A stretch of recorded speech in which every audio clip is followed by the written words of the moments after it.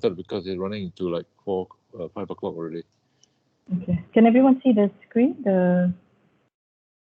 Yes? No? Yes, yes. Okay. Okay, next slide, Isra. Okay, sure. Okay, so basically the synopsis has been sent to everybody, so we'll skip that. Let's get on to the third slide. Okay, so once upon a time, when you talk about the design brief or so-called project implementation, I'd like to share with you this idea of the pharaoh, who is more or less the role that we as architects do today. We direct the building site and we tell the clients where to spend their money, you know, and we tell the engineers how deep you want the foundation. So in a way, it's a very pharaohic act of an architect to manifest an idea. It's really something for you guys to reflect upon. Now, notwithstanding with the fact that I'd like to share with all of you that once upon a time we were all very polymatic. In other words, that the architect has a basis for why he wants certain things done, because the pharaoh, like the architect of the bygone days, we are people who are very knowledgeable in many sciences and the arts. You know, we understand music, we understand materiology, we understand nature, we are very familiar with building materials, we know how to read the stars, we understand hydrology and all of that. So which is pretty much what you are in school for. We want to equip you with a polymatic mind, meaning we are trying to make you like little pharaohs, you know, that you, when you direct the site and you design a building, you have around you knowledge basis for why you do certain things. In other words, you're not just someone that goes around telling people what to do. You actually have knowledge, you know, you have wisdom and you have awareness of all the sciences and the arts that surround your activity as an architect. Okay, next slide. Okay, now what I prepared here is called the design criteria. Design criteria is actually something that in Singapore, they have a thing called Building Performance Index, which some of you who are writing down notes, right? You can actually locate a document in Singapore called the Building Performance Index, you know. And in the UK, they also have an index to tell you whether your building is first class, second class, third class, you know. But I think that this index is a very artificial way of measuring the quality of a building. So what I've done here is based on Genealogy's own experience. We believe that when you design a building, these are the kind of criteria that you need to think about in a project. And of course, some of you can add a few more things. What I've done is I've used this 19 items to help my group, my cluster, group 2, to start thinking about architecture, you know, about the museum. So these are called, I call this design criteria, you know. Next one. Yusra? Thank you. Yep. So the building envelope is one of the first things that architects are crazy about. I say crazy because everybody wants to be on a magazine, you know, and say my building looks sexy, my building is iconic, you know, my building won an award. And awards are given to building that looks sexy, you know. Very rarely awards are given because your M&E rooms is fantastic, or your fire stairs are very well done, or your storeroom looks good, you know. So everything is about cosmetic, you know. I look good on the outside, but I have heart problems, you know. I have my intestines are bloating, you know, or something. So I believe that building envelope porosity is something that architects are always concerned with, which is a bit of a fallacy. So I want to warn you guys that just now my design criteria up there, right? It actually very little has to do with building facade and envelope, but it is important that you put the building in the context of porosity, because I believe that a building that is really connected to the environment must be porous. So porous in terms of what the people can go in and out of your building, accessibility, external awareness. There's a lot of these things that have to do with porosity. You know, it's almost like your building is not there. To me, the best buildings and the best forms of art, which is a completely different essay or topic that we can talk about. To me, the building that doesn't have a presence is the best building. In other words, it doesn't tell you, please don't come inside me, you're not welcome, you know. So that building is no longer porous. Okay. So when you look at item 2, accessibility means the building welcomes you, and when you're inside, it allows you to go out, and when you're outside, it allows you to go in. So that's what I mean by building envelope and porosity. So in essence, I think the best projects, the best pieces of architecture is where the impact on the ground and your physical environment is so minimal that you don't even notice that it was there. You know, some of the best buildings in the cities, right, you walk around, it doesn't look like the building didn't belong there. It looks like the building belonged there forever and ever, you know. So it feels that the presence is not really felt in terms of the fact that it is there and it impacts your physical emotion towards it. Okay, so that's to do with porosity. Next slide, please.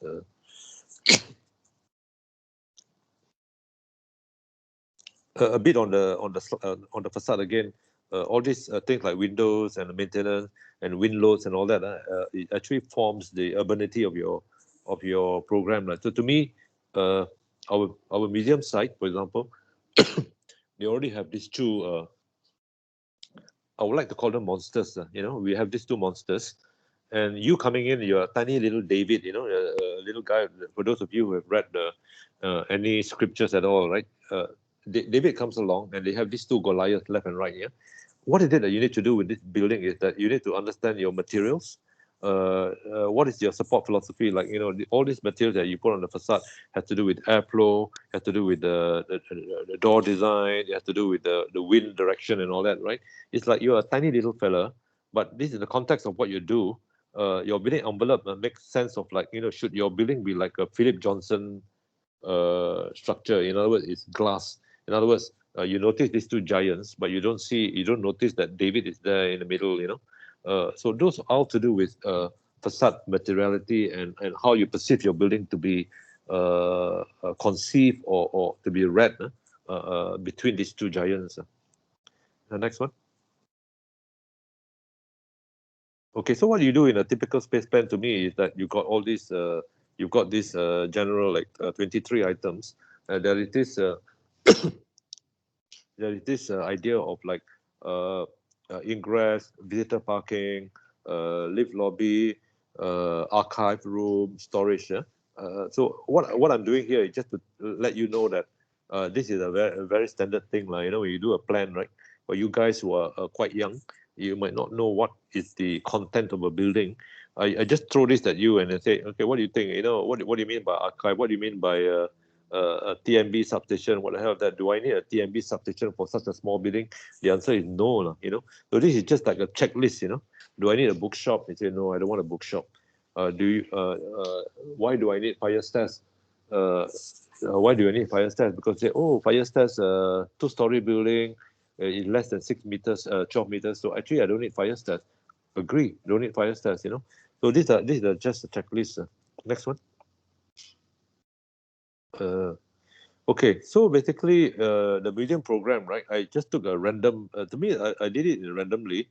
Basically, a museum has artifact, space plan, internal environment, energy saving philosophy. To me, it's very important. Item 4 is like, if you don't do it, it's like driving a car without a seat belt. You know what I mean? Like, you buy a car, and then Mercedes-Benz says, oh, safety belt not included.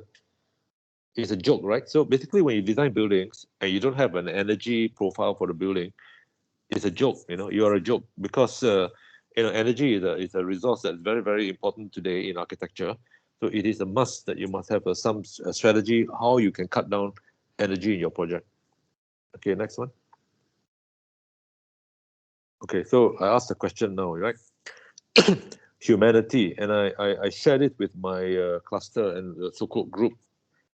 I believe that humanity is the basis for why we need architects. If you want to be someone who designs buildings and to get award, but you don't understand what the buildings are for, then you have forgotten two things. The first thing is you forgot that your clients are human beings, and number two, you've also forgot that you are a human being. So humanity is at the core of the practice of architecture, which is something that needs to be reminded. Everybody needs to understand that we create buildings in order that we can make sense of humanity. Okay, so I just put this slide on its own for us to just reflect on it for a couple of minutes and say, how come nobody told me this? No one told me that. Or maybe we told you enough times and you still forget that buildings are for humanity. So we need to find out, therefore, what makes us human and what is humanity in the end. So there are a lot of people out there who are trying to tell us what it is to be human. Next one.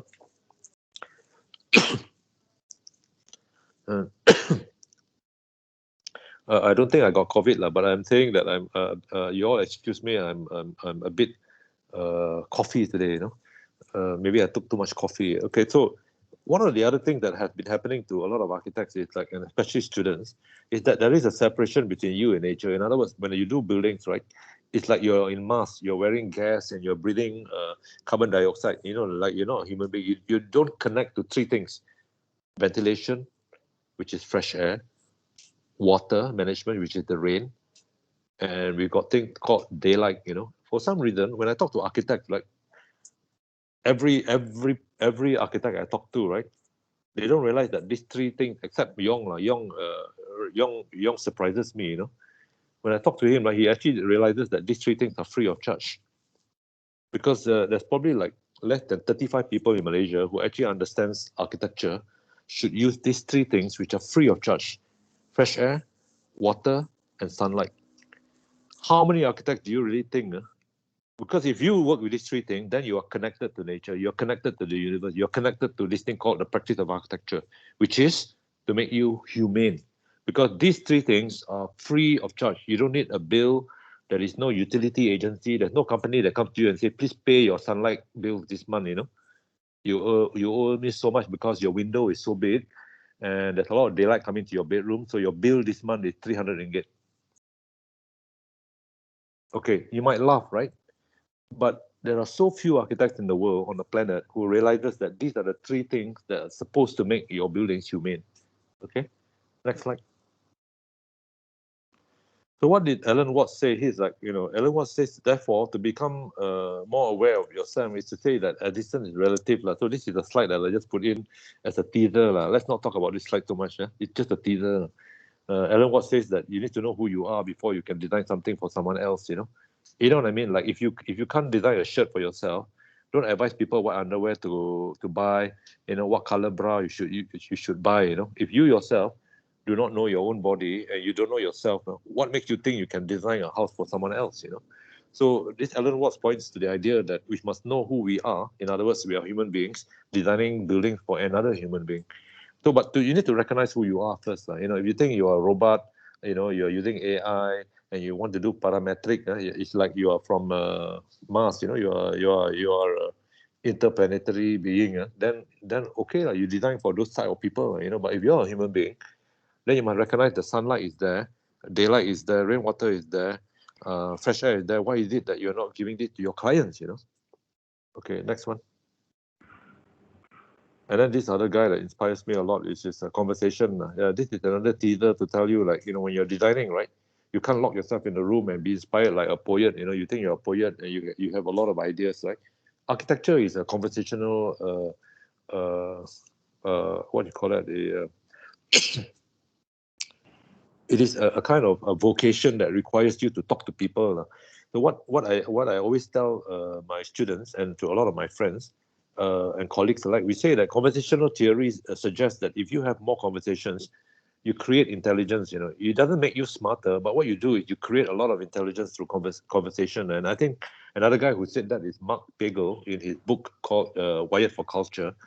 He says that for any community or for any community to survive, right, or any culture to survive, you have to cooperate. And the only way you can cooperate is you use language to communicate, and that's called cooperation, which runs in parallel to what Dr. Gordon Park is saying. That conversational theory suggests that intelligence and culture can only be retained and preserved through dialogue and discourse. Okay, so you guys, please, when we hold our Zoom meetings, please don't make people like Hanisa unhappy and Yusra unhappy that you don't talk, you know, you don't raise your hand. You know, a conversational theory suggests that without a dialogue, we cannot create any intelligence and we cannot preserve any culture. Okay, it's very important. Next one. Okay, this is another guy. Ian McHugh talks about continuum. He's basically saying that the idea of architecture is that when you take something from the site, you must try to put it back or put more than what you take from the site. You know, the idea is that it's also what I learned from a lot of development recently, is that if you go to a project site and there are no trees and you plant 100 trees, even though you don't buy a single window there, you're already doing something good on the planet.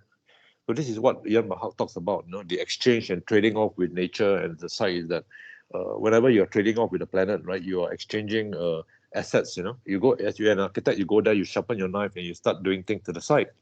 Always remember that it is an act of balance, you know, or it's a trade-off, you know. Next one. We're still on the subject, Yusra, yeah. We're still on the subject of placemaking and, you know, subject of designing the brief. We're still on the subject of like design criteria, by the way, you know, just in case some of you thinking, oh, what has all these slides got to do with the title, you know? I'm telling you that it has everything to do with the title. How do you design the brief? How you put the design and program together for the project has to do with all this so-called infrastructure of how you think about your project. The thing is, civilization is like, you know, you embrace a lot of technology and you create all these artifacts on the planet. You have to realize that where were you once before and where you are today is very important. Like, are you certain that your building adds value to your environment? Does it make you more progressive? And then the point of it all is you have to ask yourself, all of this thing that you do, what's the point of being more civilized in any way? In any case, what is the point of civilization? You know, what is the point of going faster? What's the point of all this automation and all these robotic science that you're putting into your building and all this AI that you are embracing, right? The teaser here is asking the question of, are you sure where we want to get to is better than where we were before? You know, this is something that you must always ask when you design a building, no matter how small. Even if your auntie asks you to extend her kitchen, right? Ask the question, how more civilized do you want to get? You know, what's the point of having a bigger kitchen, for example? You must ask that question. Why isn't the kitchen big enough? Why do you need to extend it? You know, this is what the slide is about. Next one. Okay, so here we talk about the being human being. So take time to read this slide carefully. And what it says here is that being human is, you know, somebody has written this in if I remember, it was written in 1933. I think in 2010 or 11, UNESCO or someone else revised the Humanist Manifesto, and you know, it's a bit like your iPhone. Every few years, right? It's revised and a new edition comes out. So basically, we all try to understand what it means to be a human being, you know. So this is one card. It says, for example, the last one is to benefit society and to maximize individual happiness. So you need to ask yourself, when you put in a museum along Jalan Tun Razak, how many people are you trying to please, and what is it that you think that your building does to increase the level of awareness or the level of humanity that you can add to the buildings that are already there, you know. So this is something that is very important. It's a humanist attitude to architecture. Next one.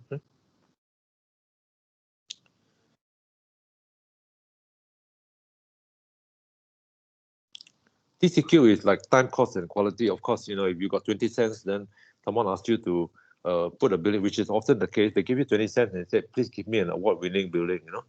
Or another guy that spends a lot of money doing the wrong things, you know. So basically, it's always a balance between the cost and the quality of what you're doing and the time that you spend on the project. You know? Next one. The next one is it's about SWOT, the opportunity. The last one is like a lot of people say, oh, let's look at what are the risks that you take in architecture. To me, architecture never has any risk. You know, whatever you manifest is actually your responsibility. So this SWOT thing has always been of interest to me. They say, what are the opportunities for the site? You know, but to me, the architecture has got no threat. It's never a threat. You know, it's just that you take responsibility for what you do. Next one. These are mind maps that I like students to always reflect. This is taken from one of the semesters at Taylor's University, and it was prepared by I forgot her name, but she was a master's student, and this image has inspired a lot of other students in UCSI as well, which is actually to make a mind map before you start design. It's very healthy and a very good way to design your project brief, is to just write down everything that you can think of and try to connect and highlight areas which are of importance to you, and including things like photographs or any books that you have read, a movie that you've seen, or a message that you received from one of your friends. You know, put it down, because this is part of the process of designing a building. You know, you have to map out everything that's in your head. I call it a mind map. Yeah. Next one. and things that inspire you can come from a science angle, it can come from a mathematical angle, it can come from an arts angle, so I think you should not limit your inspiration to just buildings. A lot of people ask me, said the first thing that I really kind of dislike, or I'm always put at a very uncomfortable position when someone asks me, who's your favorite architect? And I'm thinking to myself, what does that mean actually? What is the question? Why is the question like that necessary? I think it should be more like, what's your favorite thing? What's your favorite thing? It could be an egg, it could be a book that you've read, or it could be someone's face. It doesn't. It's a question like, who's your favorite architect? It's like, oh my god, it's nasty. It's a horrible question to ask someone. Who's your favorite architect? It should be like, if you're a real architect, right? The question should be, what's your favorite book? Something like that. Or which movie do you think is inspiring? Instead of who's your favorite architect? That's a very nasty question. Anyway, something for you guys to think about. It's next one. Okay, so then we talk about how we see architecture, or how I personally would like you guys to approach the subject of designing a brief and a program, setting out a design criteria. Is that the middle one is the one that everybody sees. Everyone sees that your building looks like that, and then they put it on a magazine, and then they pat you on the back, say, good job. We will vote you for the next president. We make you the president. Okay, so that's the middle image now. The one on the left and the right is something that you never see, because the lens that you use to read architecture, when you're preparing your design brief, you always look at the middle picture. You never see the microscopic picture, and you don't see the telescopic picture. Now, the person who has actually led me to do this is a German guy called Kunz. What's his name? He's the German landscape designer, and he actually taught me that whenever he designed his landscape plan, right, he always uses the three lenses. In other words, you must never stay in the same position when you design this museum thing. Don't look at it from the same standpoint. I mean, you're using a 50 millimeter lens. You must always go to the moon and look at it from the moon, and then also go down the ground, dig a hole, go inside there and look at it microscopically. So you must always change the distance that you have to your project brief. Look at it in a macro sense and also in a micro sense. And one of the my favorite incidents that I have with in teaching at at Taylor's, I think is what I believe. Maybe it wasn't Taylor's, maybe it's at UCSI. One of the students, I think it was UCSI, one of the students last semester pointed out to me that because I recommended her to look at a painting by Jackson Pollock. And for those of you who are interested in the arts, right, you look at Jackson Pollock's painting, and she said, "Oh, it's very interesting because Jackson Pollock's, when I look at his painting from 50 feet away, I read something, but when I go up really, really close, like 5 inches away or 5 centimeters from the canvas, I see a whole new world." And I said, "Wow, that's the whole point, is that she brought out this idea that even a painting can have different readings depending on the distance you have from it, and I think architecture must always have that that kind of outlook. And I hope that when you design a brief, right, you must be able to change your perspective in the lens. And what you see on the left there is just a small little essay that if you're interested, you can just read that, because the essay will tell you about the sensibility of an architect, is that you cannot stay in the same position and always look at what does my building look like on a magazine cover. It should not be like that. Okay, it's very important that you go down to the level of knowing your concrete, the aggregate, the pigmentation of your doorknob, and then also in a macro sense to understand the impact of your building seen in the context of, let's say, Selangor, or in the context of museums in this country. What role does it play? So it's got that kind of reading. Okay, I spent a bit of time on this slide because to me, I think that's something that is very important. Next one. Okay, then we've got this thing called the design brief. this so-called micro essay is shared with you guys because I believe that very few clients will come up to you and say, Yong, please design me a museum that's humane, you know. They will come up to you and say, Yong, I want you to give me a building that will win next year's award, you know. I wouldn't name any institutions here, but say, Yong, I want your designer to give me the next award, okay? But no client will come up to you and say, Yong, please, can you design me a museum that's humane, okay? So I share this document with you because I think this is something that is very new, and I call it the new theory of architecture. I think all architecture should take on this new paradigm called humane, you know, and that's why I'm trying to play a very pivotal role in education to say that all of us must be educated to understand what it means to be human, and everything that we do in terms of our practice as an architect must point to that aim.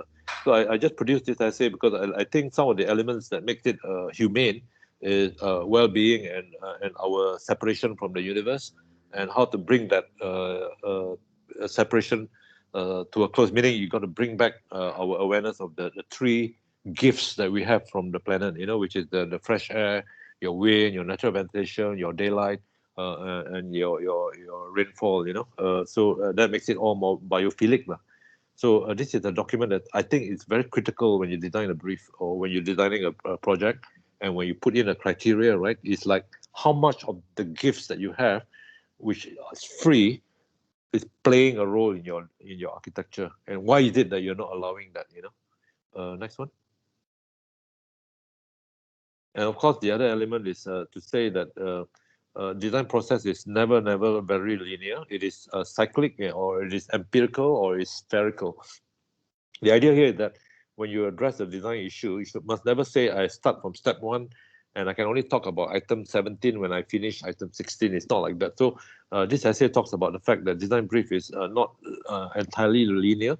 It's multi-directional, and there's always this continuous idea of incompleteness, and that the idea of participation, and that your process is always very it's like a chain of events, you know. It's like one thing will impact the other. So this is something that surrounds the idea of how you put together a brief, or how you identify parameters for your design.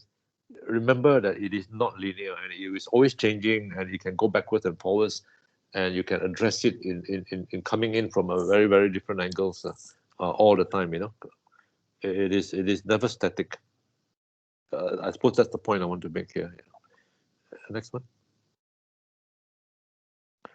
Okay, I'm probably coming to the end. I hope because I don't want to take too long. So when you translate the design brief, inevitably, being an architect, you need to use your so-called three-dimensional brain to come up with drawings like the one I represent on the left. We talked about, you know, all the things that we've been discussing previously. Next one. So I'm taking the example here, you know, when the project is finished, this is point 92, by the way. When the project is finished, you can then see architects have to do this thing called specification. So what you've done there is manifestation. Basically, what I'm sharing here is I'm saying that when your project is finished, you can see how you manifest the brief into the facade. So basically, everything becomes very visible. So this is just demonstration to say that everything that you have manifest will then look out in this way. Like, in basically, there's a presence there, and you take full responsibility for everything that's manifest, whether it's the material, is the opening, whether it's the porosity of it, and whether it is, you know, whether it is shiny, whether it is abrasive, whether it's white, whether it's solid or transparent, is the architect's responsibility. Okay, next one. And then this is an example to show that when you translate the brief, right, you go into things like you take full responsibility for what I call the genealogy of the project. You know, I hope you guys will embrace this word, which I really like. You know, it's called genealogy. I think it comes from a scientific, or genealogy is like a maybe Yusra can help me. This is like when you study whether it's humanities or it's phenomenology. The word genealogy is that this drawing demonstrates that every building has a genealogy, you know, in terms of its composition. So maybe we can develop that as a separate lecture. So this is just a demonstration of how amazing it is that we are architects, right? We organize so many different elements. And at the end of the day, what comes out of it is a composition of many, many different materiality and realms, and how you articulate that and how it's composed. Yeah. Next one.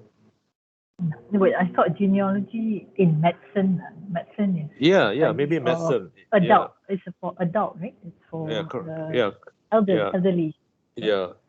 No, because that's geriatric. Sorry, that's geriatric. Yeah. Genealogy has a very similar word called like a composition or palette. Because in a lot of buildings, we always limit the genealogy to like 4 colors and 3 materials, something like that, It's a very interesting design philosophy. Like you understand the genealogy of a project by looking at, it's like you examine, you take the DNA of your skin, and straight away you can identify the person's age, and what nationality or what origins the person is by looking at a sample of the skin. So the genealogy of a building is like you only take a sample of a building, right? You straight away know, oh, this is a normal Foster building, or this is a Zaha Hadid, because the building contains things like embodied energy. It has palette. It has all kinds of things. Very interesting way to study buildings, actually. Okay, so now I'm back to analysis and alignment, which had been to be the very first time that you get your appointment. There's always an instruction given to you and say, Mr. Yong, I hear that you're a very famous and talented architect. I would like you to design me a museum, 4-story store, and I want you to do it below the budget of 8 million. So this is what I call the analysis and alignment, right? As soon as you got an instruction like that, you need to take it up and understand the word. What do you mean by build? What do you mean by accommodation? What do you mean by standard?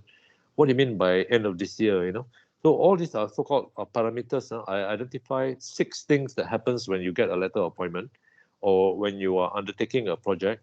These are usually the 6 things that you must quickly understand before you start work. So this is part of the process of starting a design. Yeah. And the next one is, the next slide is, the next slide has a similar thing to say that you then follow up and then you reply and you say, oh yeah, sure, but could I do this? Could I do that? So this process is called elements. You begin to then break this artifact into components, and I call it, the project title is like, this is the development of 20 stories with 2 swimming pool, 1 spa, 4 kindergarten, and 8 gardens, and 1 elevator, and with 15 meeting rooms, co-working space, like that. So this project title has constraints, and the brief and the resources will include things like, time, cost, and quality, like the resources I talk about. So basically, design brief, as you can see, is a very complex thing because you got to put in planning submission, and then your client says, oh, your rooms are too small and then too big. So all of these are parameters that will shape your program and design criteria, because there is correspondence. Remember the discourse I was telling you about when Dr. Gordon Pass says that conversation theory means that you and your client having a conversation will actually formulate the intelligence needed to design and formulate a brief that is humane. Okay, so I'll say that again. Gordon Pass says that when you and your client, on the basis of a conversational theory, will formulate a discourse and dialogue that will slowly identify the elements of your project which will make the building humane. Something like that. So you can see that design criteria and project brief and program is all interrelated based on the basis of how you converse and the exchange of documentation and the level of discourse that you have with your client. Next one. I think we're coming to the end. Okay, so Yusra, you remember this logo? So basically, behind everything, I think, okay, we make it all humane, but behind the thing that advocates everything that you do, to me, has to be truth and beauty. So this is something that, if you want to know what exactly is beauty and biology and all of that, I'm just sampling a lot of documents out there and a lot of literature out there. And I think, who is it? Young also pointed out to me that sometimes it doesn't have to be a book. It could be just an essay or a phrase or a quote or an article that you read in Time magazine, right? That alone could constitute a kind of knowledge that would help you to develop your sense of beauty and your sense of truth in what you do. So although I recommend a lot of books to read, But Yong is right in pointing out to me that sometimes it can just be an article. No, you read somewhere that's worthy of sharing. So for all intents and purposes, I've read like some short essay somewhere in the economics magazine, and I've shared it with some of the students to say that there are a lot of people out there who are incredible, and they don't have to be like a philosopher, in order to influence you guys, right?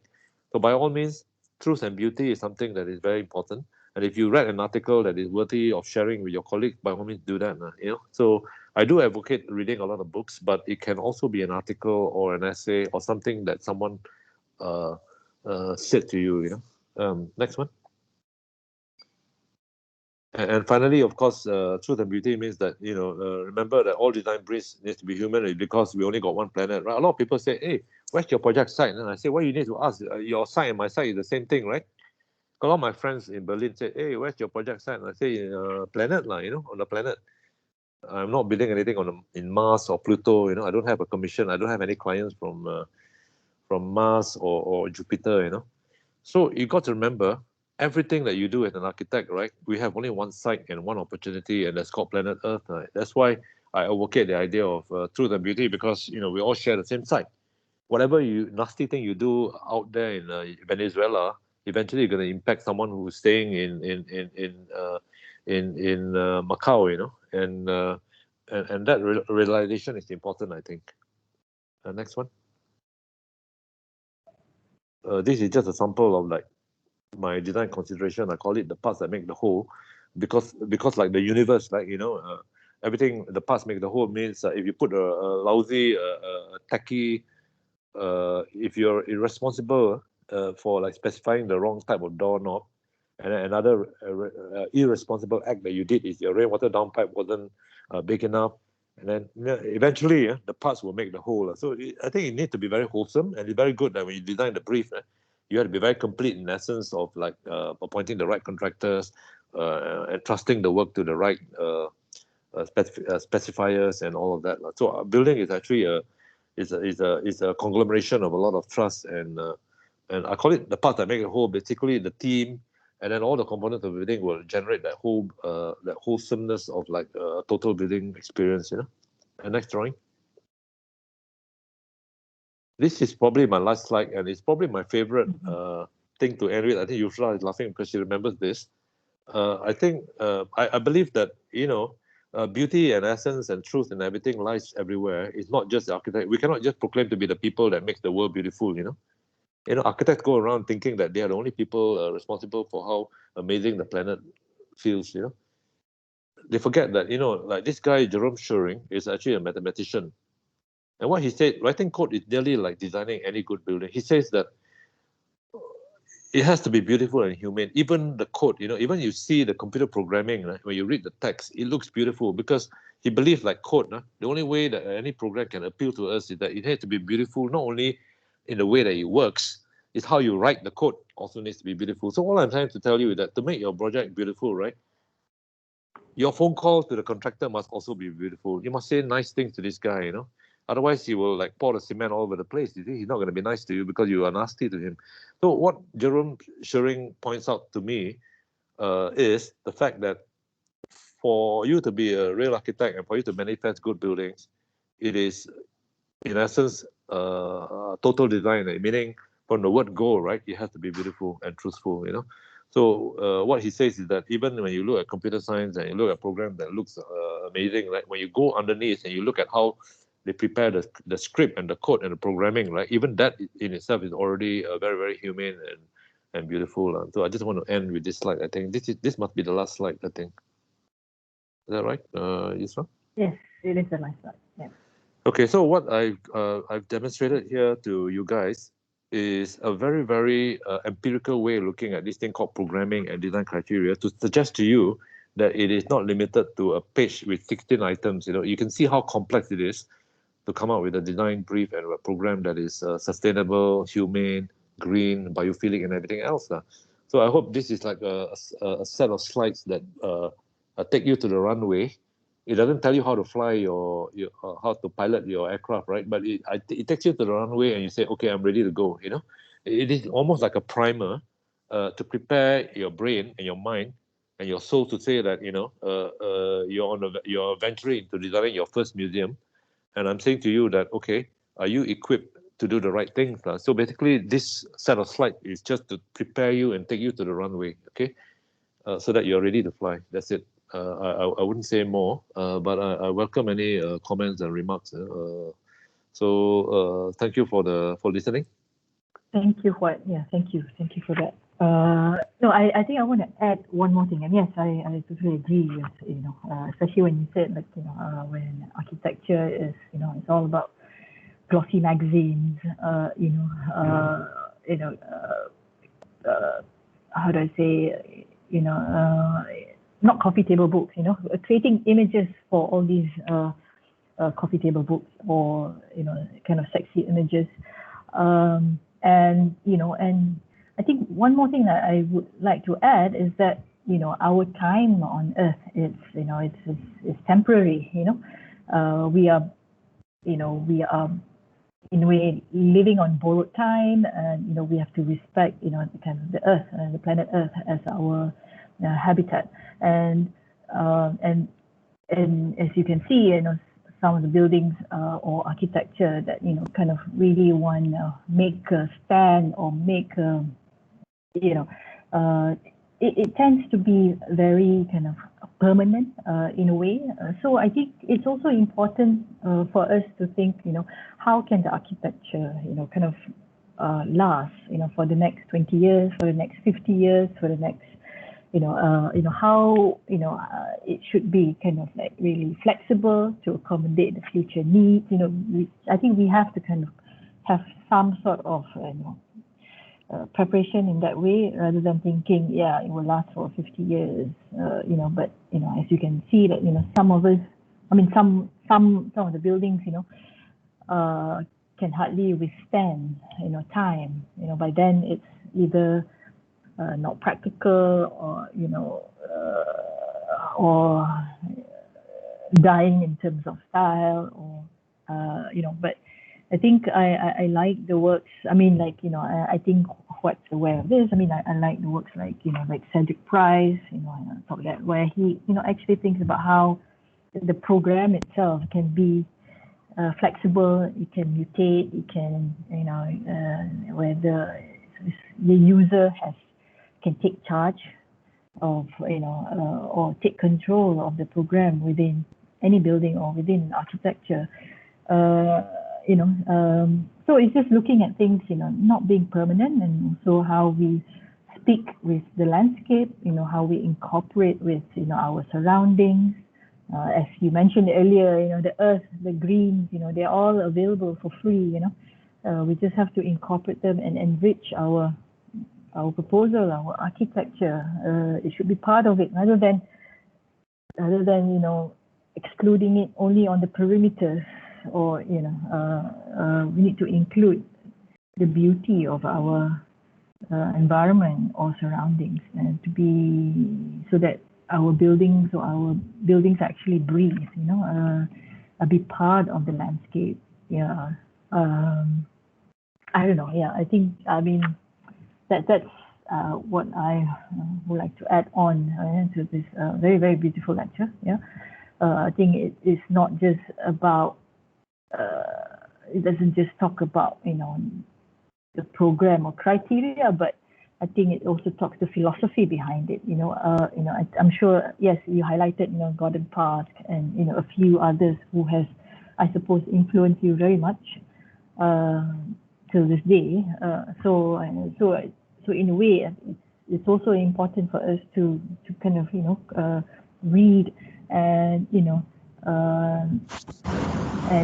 all these readings may, it's not necessarily reading architecture, but, it could be reading philosophy, reading, because it may influence on the way we think, the way we see the world, so I think that's important. That shows, what, how all these philosophers or writers has influenced what to kind of develop the way he sees the world, how we should approach architecture, so these are kind of a culmination of his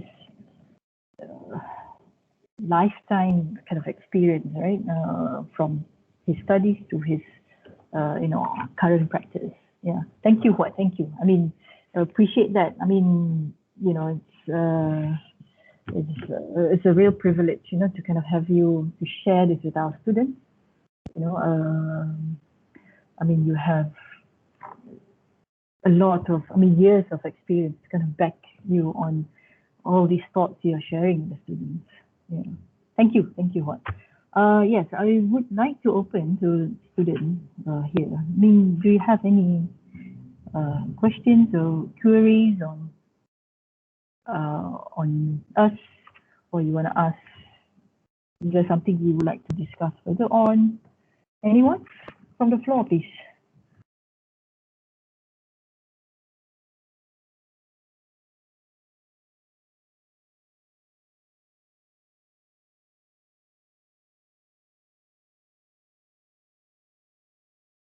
Hello.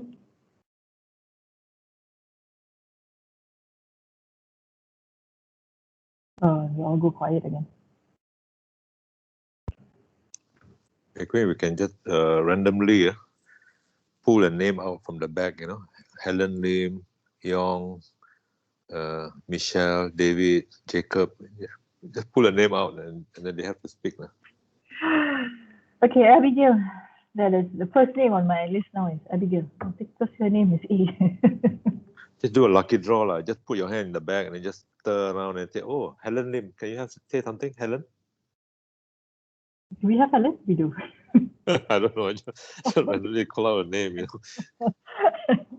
So Helen, do you have, How about Mandy? Mandy, you got anything to say? Come on, guys.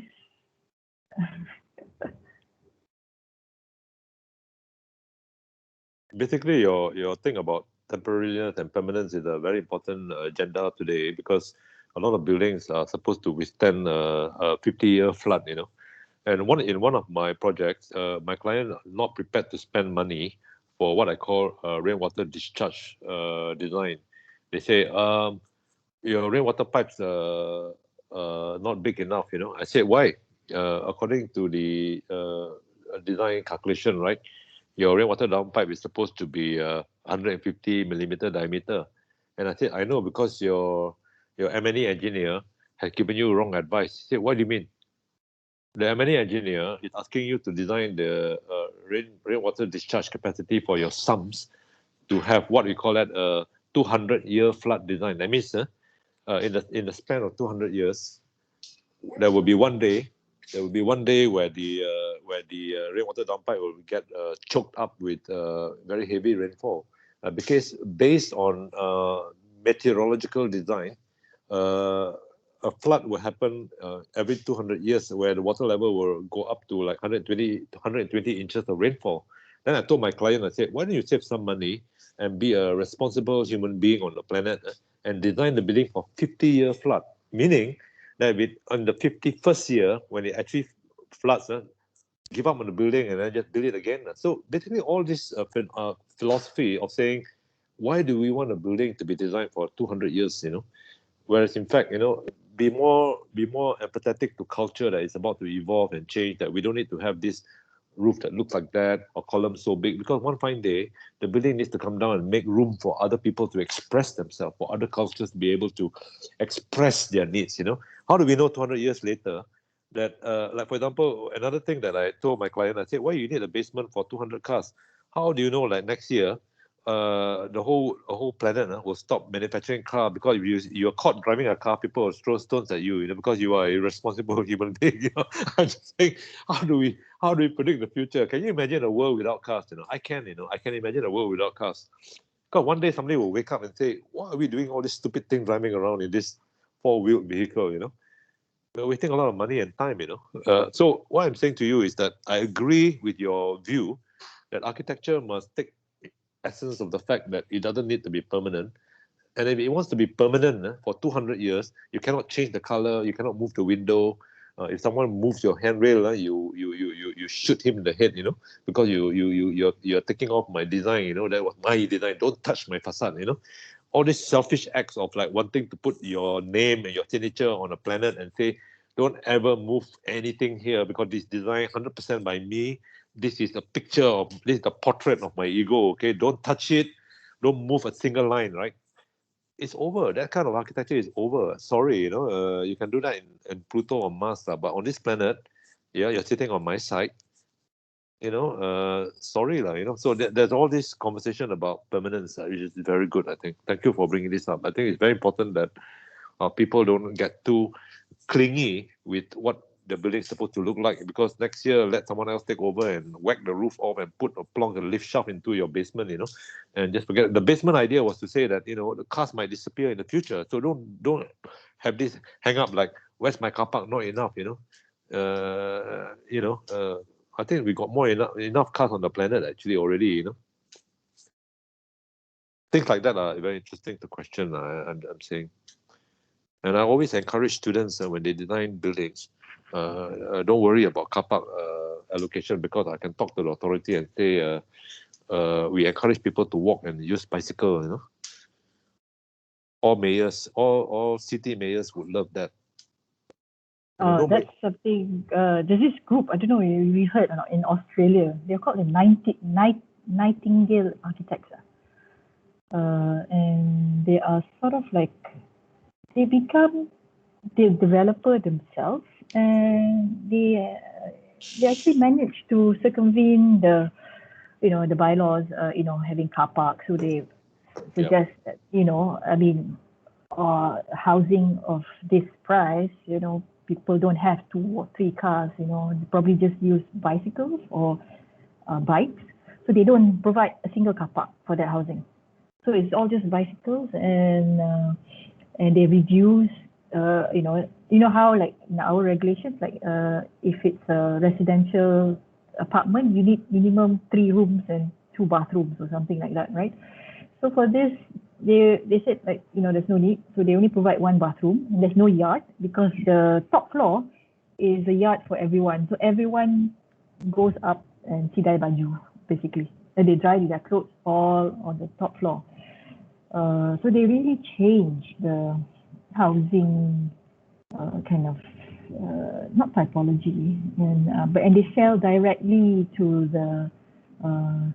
the user, so they don't build like sales gallery. So they cut down a lot of the middleman's costs and go straight. And they actually encourage other architects to do so. So the Nightingale, there are a group of architects, and it's actually growing, because other architects in other states in Australia is doing that as well, adopting their, in a way, business model in doing housing residential. Yeah. So the price of the houses are supposed to be a lot less than what a developer would give you, but of course they cut down on certain things, and that like I mentioned, like no car parks, no yards, maybe they have communal kitchen and things like that. Yeah. Sorry, I cut you. No, but that's true. I think we should advocate for lowering carbon footprint. Energy profile at the moment has become compulsory in England. If you're an architect and you're making a planning submission, right, you have to submit energy profile you're building. You have to actually demonstrate to the council how much energy you're using for your project. And if you don't meet the mark, right, you are not allowed. You're not given the planning approval. So it becomes almost mandatory now in the UK. And I'm not sure about Singapore. I think they're trying to put that into practice. Energy profile is not just electricity bills. It's like, why are you consuming so much energy when you are doing your basement? Or why is your wall so thick, Why you're eating up so much energy from my planet, Because now everybody is saying that you are responsible for the green gases, what do you call that? The carbon emissions is responsible by architects, Yeah. So I think we're going to have a very quiet audience, because either people are shy or they are very sleepy and tired, and some of them are like doing another module, got some mission tomorrow morning, something like that, I think it's we usually don't get I think we are not expecting a lot from the audience, unless someone can just speak up, because I would really appreciate